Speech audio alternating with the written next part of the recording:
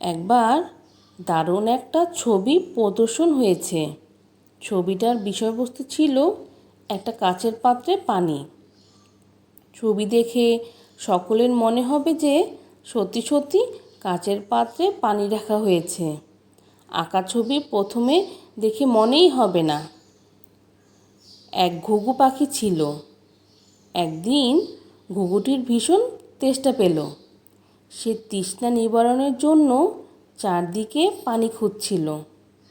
হঠাৎ তার ওই কাচের পাত্রে রাখা পানির দিকে নজরে পড়ল।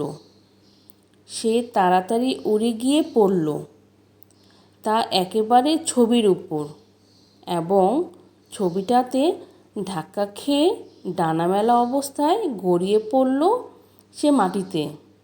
এতে সে দারুণভাবে ব্যথা পেল। সে আর উঠতে পারছিল না। সেই রাস্তা দিয়ে একটা পথিক যাচ্ছিল। সেই মুমূর্ষু অবস্থায় ওই ঘুঘু পাখিকে দেখতে পেল এবং সে ওই অবস্থায় তাকে ধরে নিয়ে বাড়ি চলে গেল। গল্পের উপদেশ: লাফ দেওয়ার আগে ভালোভাবে দেখে শুনে লাফ দিতে হয়।